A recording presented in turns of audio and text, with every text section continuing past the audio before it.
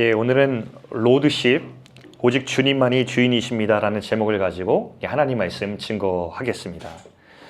저는 앞으로 5주 동안은 지난주 소금 공동체의 우리 비전의 말씀과 더불어서 라이트하우스 무브먼트의 핵심 가치 5가지에 대해서 함께 나누려고 합니다. 여기 자막을 보여주시면 LIGHT 이 5가지의 우리 알파벳을 가지고 핵심 가치 5가지가 있습니다. 이것은 라이트하우스 무브먼트의 우리 추구하는 우리 가치이기도 하지만 동시에 이것은 이 성경적인 교회, 그 건강한 교회를 찾아가기 위해서, 교회답기 위해서 우리가 함께 추구해야 될 가치이기도 하기 때문에 우리가 새해를 열면서 먼저 5주 동안에 이 가치에 대해서 먼저 나누며 우리 개인과 우리 교회와 우리 삶의 영역에서 하나님을 닮아가는 말씀을 먼저 듣고자 합니다. 이 시간들을 통하여서 저와 여러분이 하나님 앞에 새로워지는 귀한 시간 되면 좋겠습니다. 예전에 저는 일본에 간 적이 있는데 일본 오사카 근교에 제가 방문했을 때 그때 이제 비전 트립이었어요. 제가 이제 인솔을 해서 갔는데 그때 이제 선교사님을 따라서 신사를 많이 방문을 했습니다. 근데 신사에 갔는데 어떤 한 사람이 너무 정성껏 기도를 막 드리는 겁니다. 그렇게 간절하게 기도할 수 없어요. 나무판 같은 데에서 보면은 이런 것들이 많이 있거든요. 이렇게 기도 제목을 적고서 걸고선 그 앞에서 머리를 계속 조아리면서 신실한 모습으로 기도를 하는 겁니다. 너무 궁금한 거예요. 그래서 제가 그 기도하는 사람에게 물었어요. 당신은 지금 누구에게 그렇게 간절히 기도합니까? 라고 물었어요. 근데 그 사람이 돌아온 대답이 뭐였냐면 저도 잘 모릅니다 라고 얘기했어요. 여러분, 저는 이것이 종교적인 믿음의 특징이라고 생각해요. 종교적인 믿음은 내가 주인이에요. 그러니까 그분이 누군지, 대상이 누군지 중요치 않아요. 다만 내가 드린 정성에 대한 보답으로 내 인생에 좋은 일이 일어나면 돼요. 종교는 그런 것이죠. 내 열심과 내 노력으로 내일의 좋은 인생이 일어나면 돼요. 내가 주인공이 된 내 인생에. 그것이 종교적인 믿음입니다. 그런데 성경에서 말하는 믿음은 좀 달라요. 성경에서 말하는 믿음을 얘기할 때 꼭 던져야 될 질문이 하나 있습니다. 그것은 내 인생의 주인은 누구인가? 이게 성경에서 말하는 믿음입니다. 주인을 바꾸는 것이 믿음입니다. 그런데 현대인들은 반발할 겁니다. 아니, 현대인들의 풍조가 뭡니까? 내 삶의 주인은 나다라고 하는 이 풍조를 가지고 사는 것이 현대인들 아닙니까? 그러니까 불편해요. 내 삶의 주인이 내가 아니라고요? 그럼 누가 내 삶의 주인입니까? 반발심이 있습니다. 이제 얼마 전에 청년하고 얘기를 나누는데 청년이 아까 우리가 불렀던 찬양이 있죠. 나는 아무것도 아닙니다. 주님이 내 삶에 없으면. 이 찬양을 부르는데 이런 솔직한 고백을 나눠줬어요. 근데 저는 이해가 됐어요. 저도 비슷한 감정을 느낀 적이 있거든요. 나는 아무것도 아닙니다 라는 찬양을 드리는데 갑자기 마음속에 이 반발심이, 불편함이 확 올라오더라는 거예요. 아니, 왜 내가 아무것도 아니지? 난 아무것도 아닌 존재가 아닌데 왜 나보고 아무것도 아닌 존재라고 하는 것이지? 라는 불편함이 들어왔다는 거예요. 저는 이것이 꼭 그 청년의 불만과 불편함이 아니라 오늘날 현대인들이 느끼는 공통적인 불편함이라고 생각합니다. 저는 이 불편함의 이유를 2가지로 정리해 보았습니다. 자, 먼저 첫 번째는 자기사랑, 지나친 자기사랑, 나르시시즘이라고 하죠. 여러분 이야기 아실 거예요.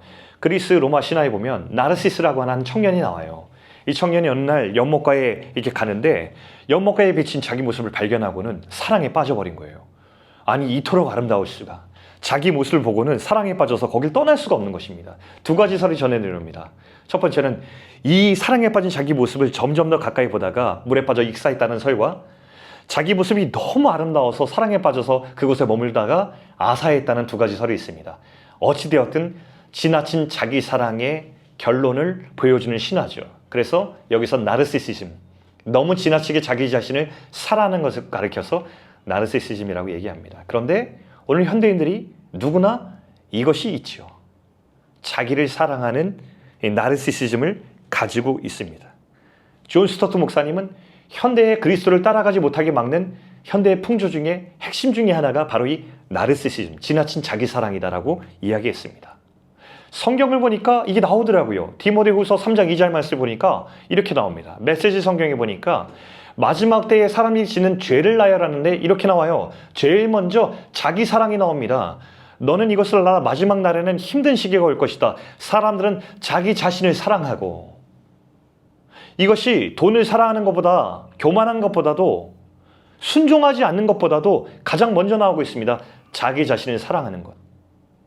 여러분, 자기 자신을 사랑하는 것이 죄입니까? 그게 뭐가 그렇게 나쁩니까?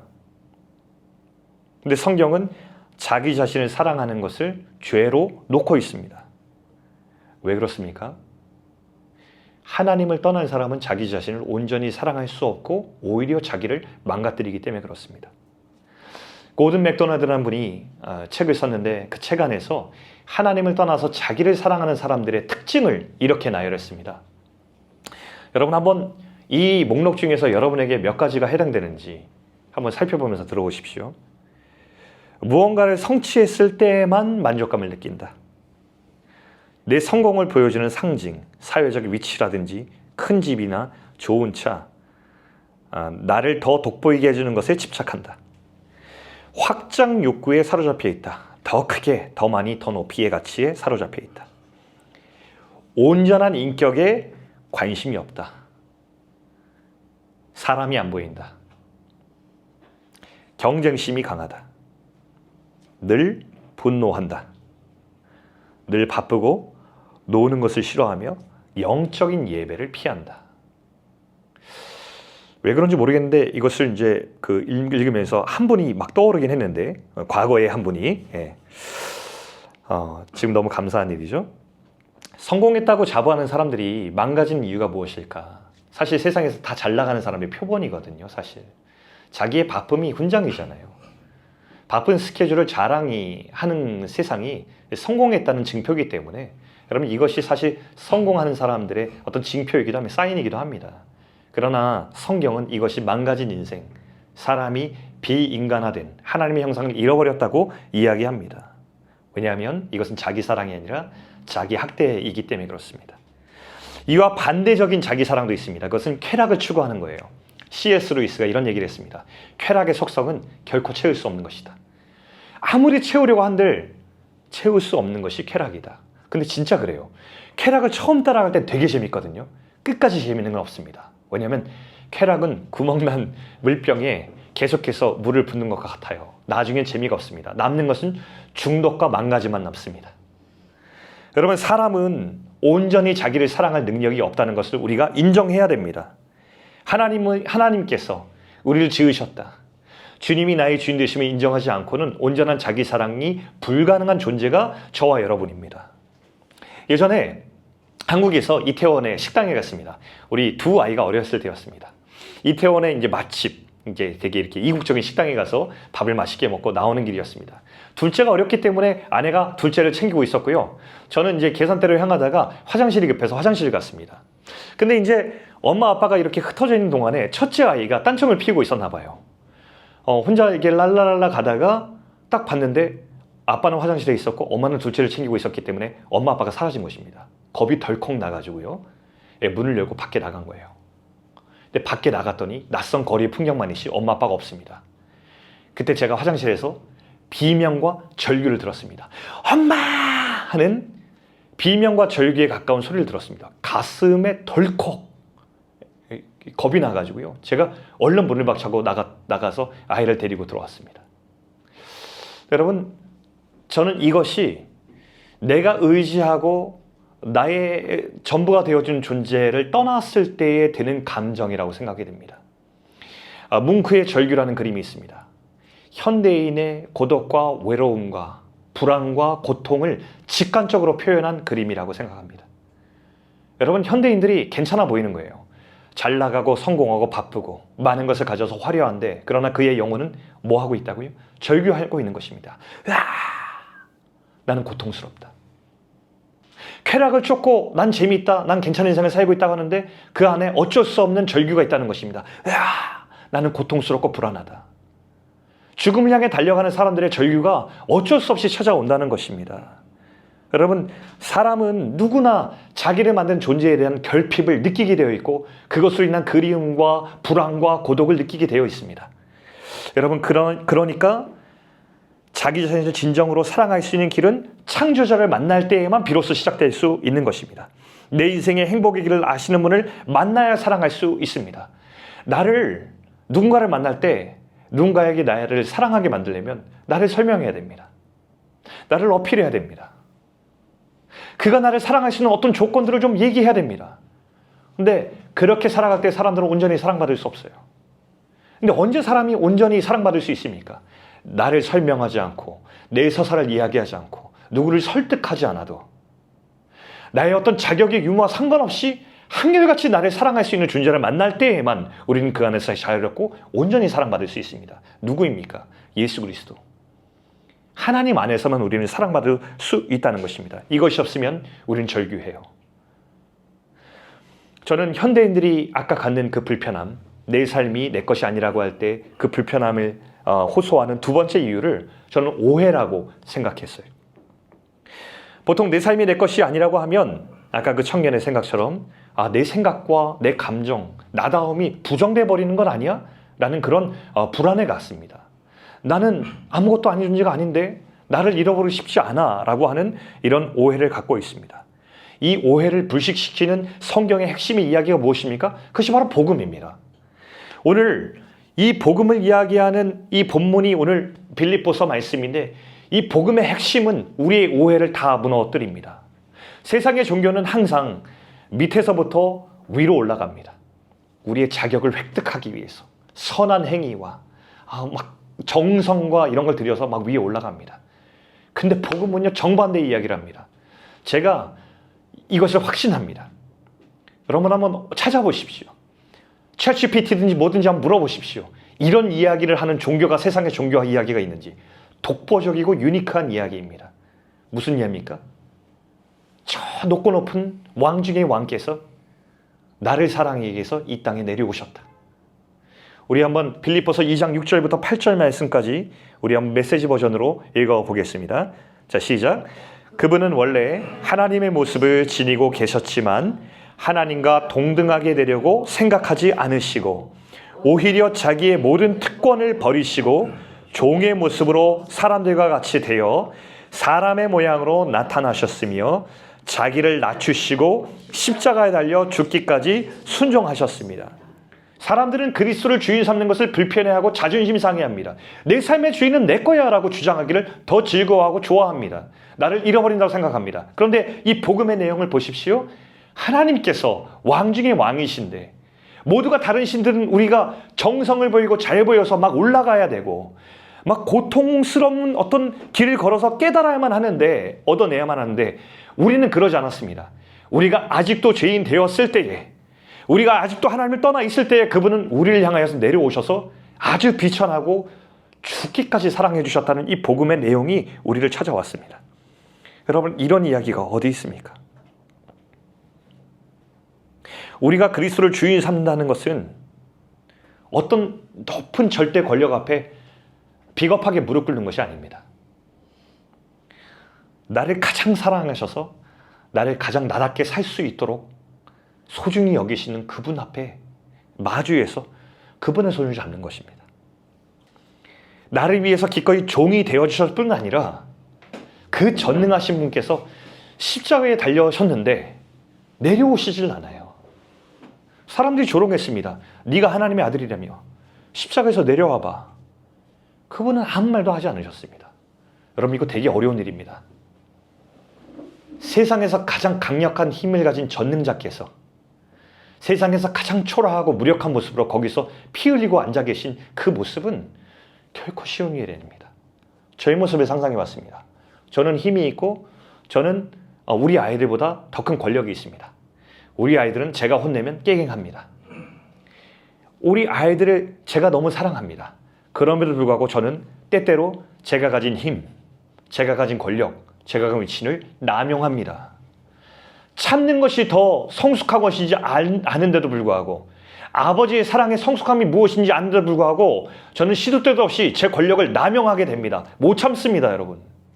내가 십자가에 달려 고통당하는 것도 아닌데 내 자존심이 조금 건드려지면 내가 조금 불편함이 있으면 내 힘을 아이들에게 가장 사랑한다는 존재들에게도 남용하게 된다고요. 근데 우리 주 예수 그리스도께서는 우리를 살리기 위해서 당신을 떠나서 당신을 쳐다보지도 않은 저와 여러분을 향하여서 남김없이 피를 쏟기 위해서 거기에서 가장 초라하고 무력한 모습으로 거기 계셨습니다. 우리가 그리스도를 주인 삼는다는 것은 어떤 권력 앞에 비참하게 무릎 꿇는 것이 아니라 나를 가장 사랑해 주신 겸손한 사랑 앞에 엎드려 그분을 끌어안는 것입니다. 성경은 그 사랑을 만난 이야말로 진짜 진실로 자기를 사랑하는 것이라고 이야기하고 있는 거예요. 그러니 우리는 오해를 풀고 나를 가장 사랑하시는 그분을 다시 끌어안아야 되겠습니다. 그리스도를 나의 주인으로 모신다는 것을 이미지로 보여주는 공동체의 예식 하나가 있어요. 그게 뭐냐면 세례식입니다. 저는 세례식이 너무 중요하다고 생각해요. 이게 어떤 우리 공동체의 꽃과 같은 거예요. 성찬과 더불어 세례식은 정말로 우리의 가슴이 뜨거워질 수 있는 가장 하이라이트라고 저는 생각해요. 세례는 쉽게 표현하자면 결혼식입니다. 나를 구원하신 예수 그리스도와 함께 결혼하는 예식입니다. 난 영원히 당신만을 사랑하겠습니다 라고 언약을 맺는 언약식입니다. 제가 결혼할 때가 생각이 납니다. 제가 결혼할 때 아내와 결혼식을 이룰 때 제가 슬펐을까요? 기뻤을까요? 너무 어려운 퀴즈인가요? 대답을 못 하시죠? 네.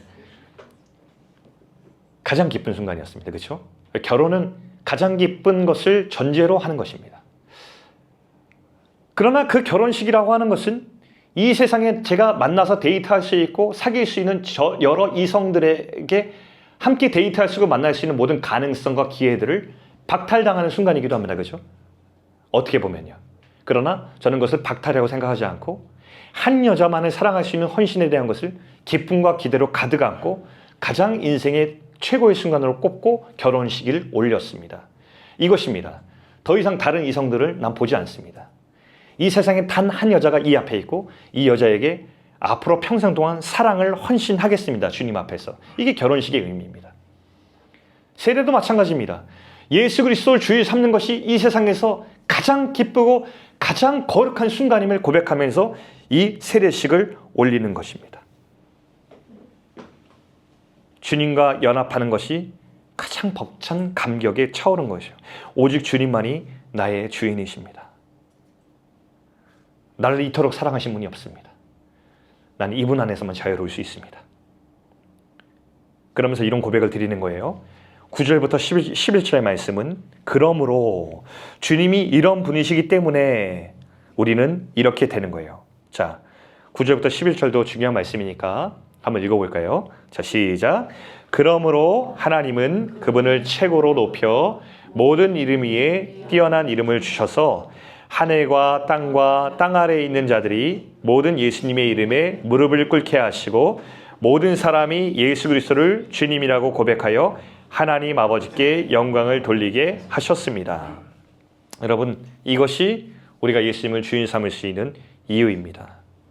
그분이 나를 먼저 사랑하셔서 겸손해지셨고 내가 흉내낼 수 없는 사랑을 주셨기 때문에 우리는 종교적인 의지나 정성을 드리는 것이 아니라 해주신 일에 대해서 감탄하는 겁니다.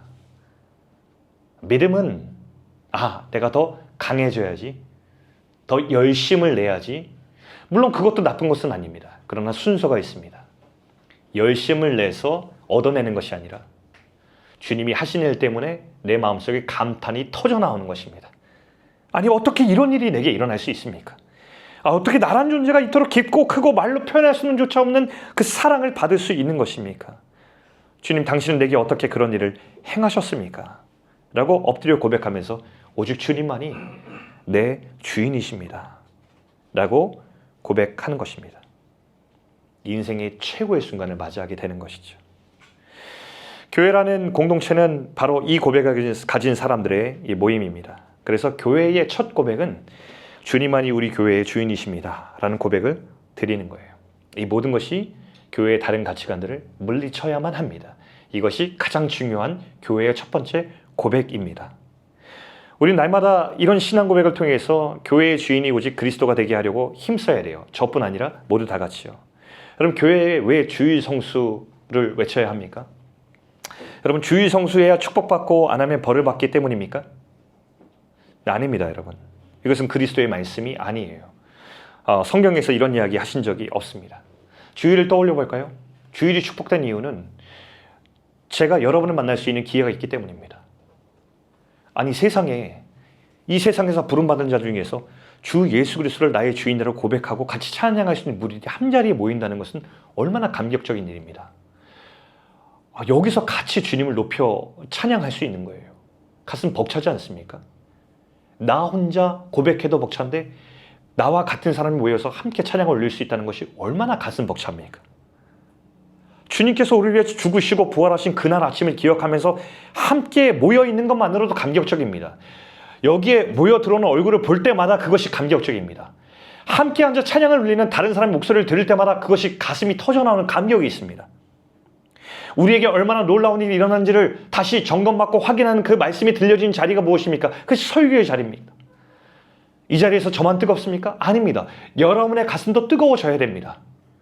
제가 예수께서 하신 일을 들려줄 때에 여러분은 듣고 있는 관객이 아니라 여러분 가슴 속에서 주님이 그 일을 행하셨습니다. 아멘.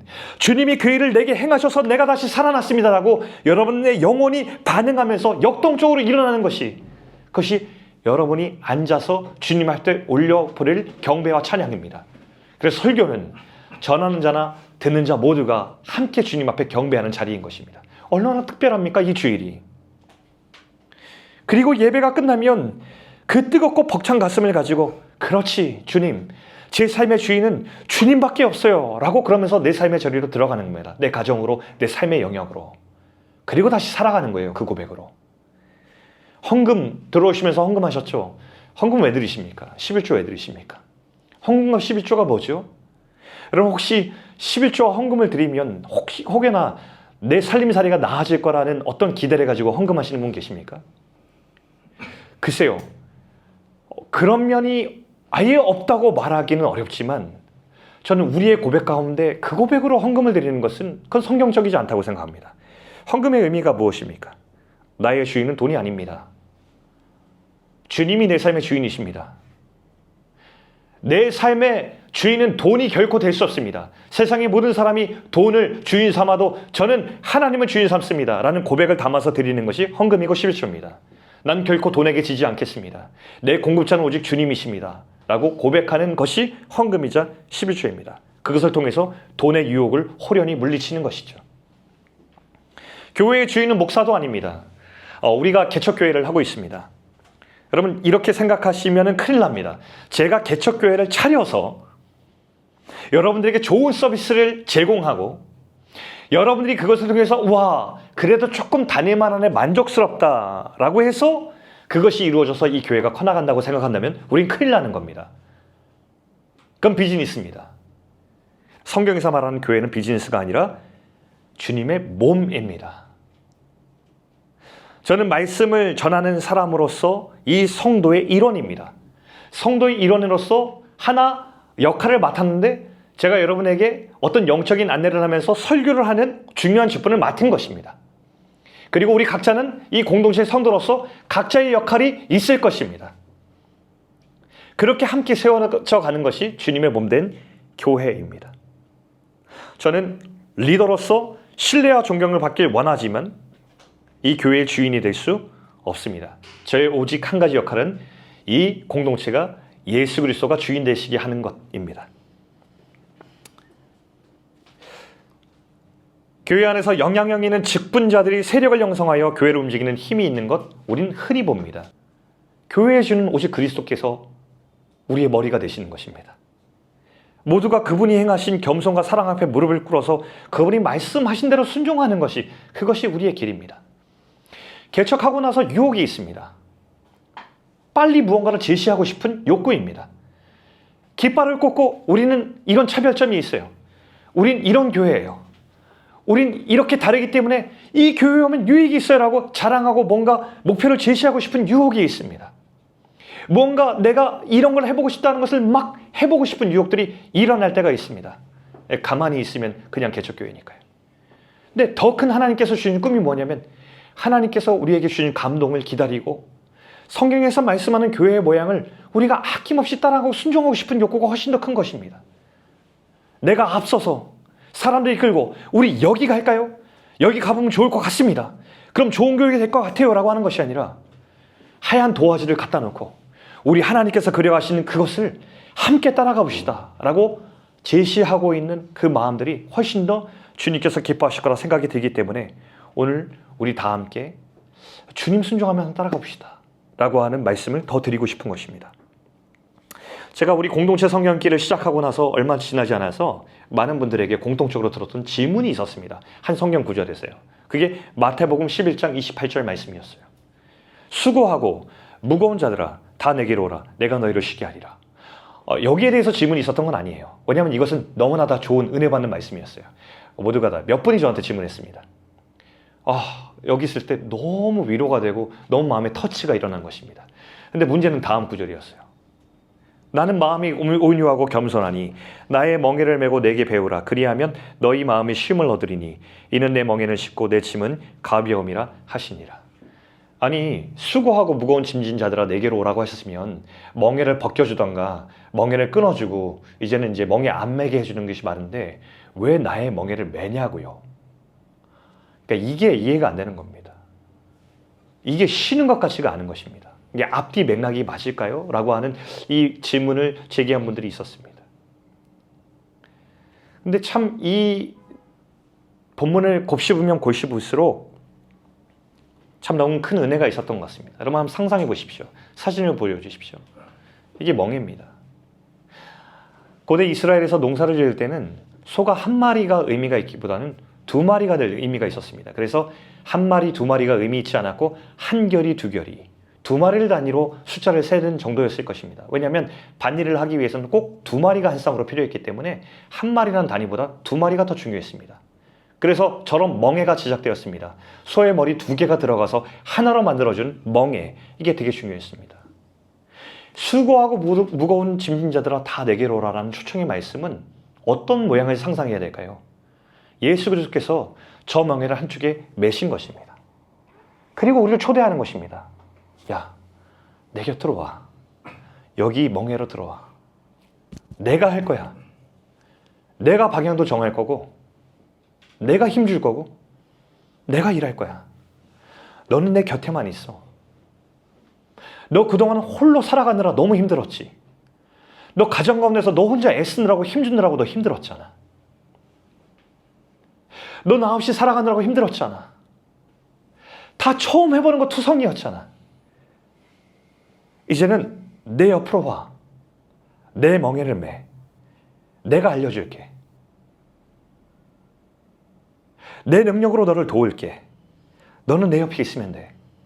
라고 주님께서 말씀하시는 것이 이 마태복음 11장 28절 말씀의 핵심이었어요. 주님이 내 삶의 주인 되시는 것. 이것이 주님의 멍에를 함께 매는 것입니다. 여러분 우리가 우리 삶을 내 것이라고 주장할 때 여러분 행복하셨습니까? 우리가 내 힘을 주고 내 지혜로 살면 가정이 평안하던가요? 내 힘으로 아이를 키우면 자녀가 잘 양육이 됩니까? 내 힘과 지혜로 인생을 잘 건실하게 살아가면 인생의 허무와 공허가 사라집니까? 내 마음속의 고통이 사라지던가요? 여러분 우리가 우리 힘과 재능으로 우리의 경험으로 잘 활용하면 우리가 개척한 교회가 잘 살아나고 성공합니까? 아닙니다, 여러분. 주님이 우리의 주인이심을 고백할 때에만 새 일이 일어납니다. 주님이 우리에게 방향을 알려주시고 주님이 내 힘이 되어주시고 주님의 사랑이 나의 어떠함에도 변치 않는 것을 고백할 때에만 우리는 우리 인생이란 밭을 고르게 경작할 수 있는 것이죠. 이것이 오늘 주님께서 우리를 부르시는 말씀입니다. 그러니 내 곁으로 와라.